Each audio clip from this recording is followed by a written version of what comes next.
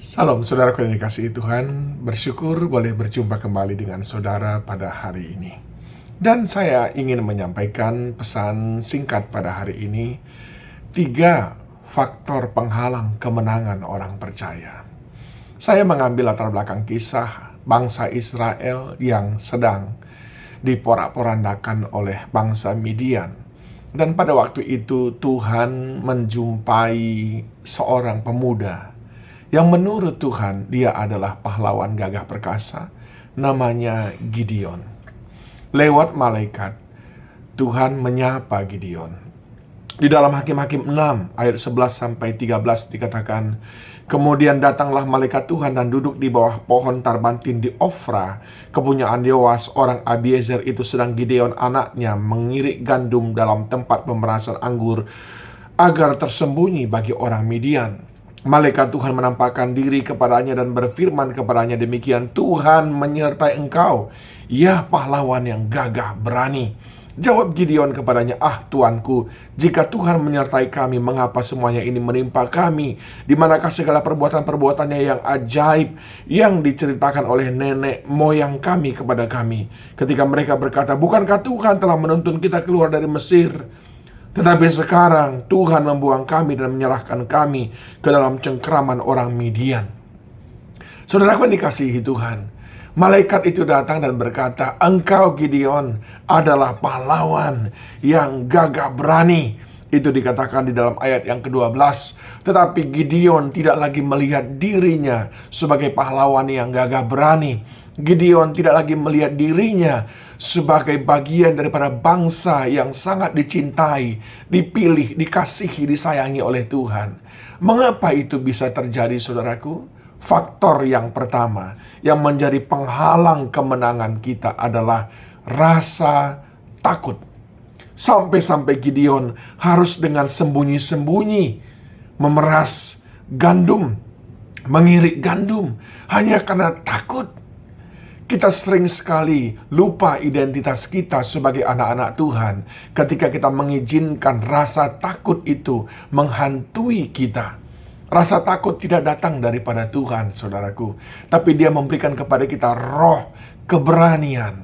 Saya tahu yang ada di depan kita begitu menakutkan, tapi jangan takut, sehingga saudara boleh terus melangkah. Tahukah saudara, orang yang tidak pernah menang, mereka adalah orang yang mengalah ataupun kalah sebelum berperang, oleh karena mereka dikalahkan oleh rasa takut mereka. Ini penghalang pertama dari kemenangan kita. Kita takut mencoba, kita takut memulai sesuatu yang baru, kita takut menyekolahkan anak dan seterusnya. Lalu kapan kita bisa menang, saudara? Jangan takut. Jangan seperti Gideon bersembunyi karena penuh ketakutan. Yang kedua, saudaraku, apa yang menjadi penghalang daripada kemenangan kita? Ayat 14 dan 15. Lalu berpalinglah Tuhan kepadanya dan berfirman, pergilah dengan kekuatanmu ini dan selamatkanlah orang Israel dari cengkraman orang Midian. Bukankah aku mengutus engkau?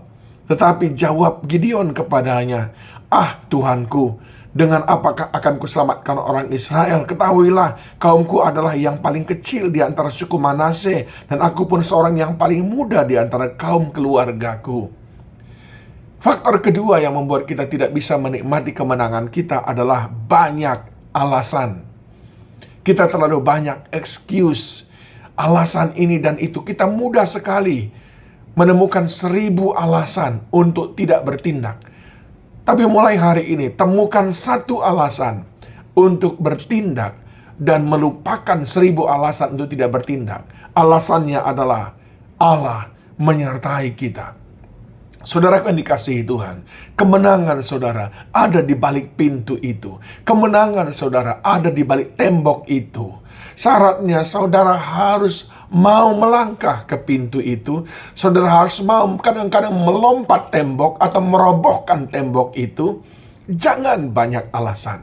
Karena Tuhan sebetulnya sudah merancangkan kemenangan kepada saudara. Gideon berkata, aku adalah orang muda, aku terlalu kecil, aku tidak punya kemampuan apa-apa. Dengar baik, Tuhan yang memberikan kita kemenangan, asalkan kita maju melangkah ke depan. Bukankah Tuhan memberikan kemenangan kepada Musa hanya ketika Musa mengangkat tangan di hadapan Tuhan? Demikian kiranya. Yang penting saudaraku, jangan banyak alasan. Orang yang banyak alasan tidak bisa dipakai Tuhan. Tapi orang yang selalu berkata, aku siap Tuhan, kepadanya bersama dengan mereka, Tuhan akan melakukan perkara-perkara yang besar. Dan yang ketiga, faktor yang menghambat kemenangan kita adalah salah memilih teman berjuang.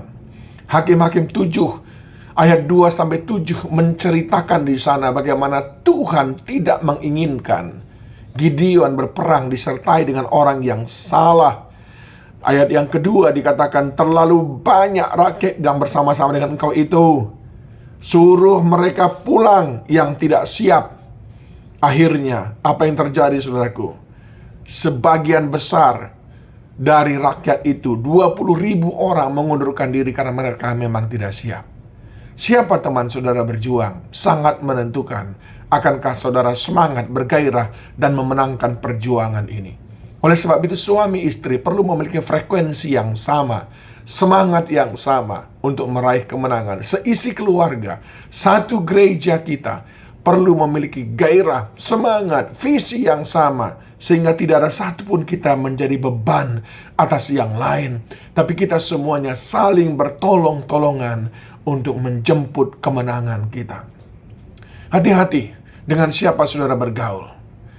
Orang bijak berkata, tunjukkan kepadaku 5 saja temanmu yang terdekat, maka akan kutunjukkan kepadamu masa depanmu. Itu menunjukkan bagaimana orang-orang di sekeliling kita sangat mempengaruhi kemenangan kita. Perhatikan 3 faktor ini, dan kiranya tidak ada pada saudara rasa takut yang berlebihan yang membuat kita tidak bisa bergerak, bahkan kalah sebelum bertanding. Banyak alasan yang juga sering membuat kita bahkan tidak mencoba. Orang yang tidak pernah menang adalah orang yang tidak pernah memulai peperangan. Oleh sebab itu, jangan banyak alasan, mulai bekerja. Dan yang ketiga adalah jangan salah teman berjuang. Tuhan Yesus memberikan kita kemenangan. Shalom.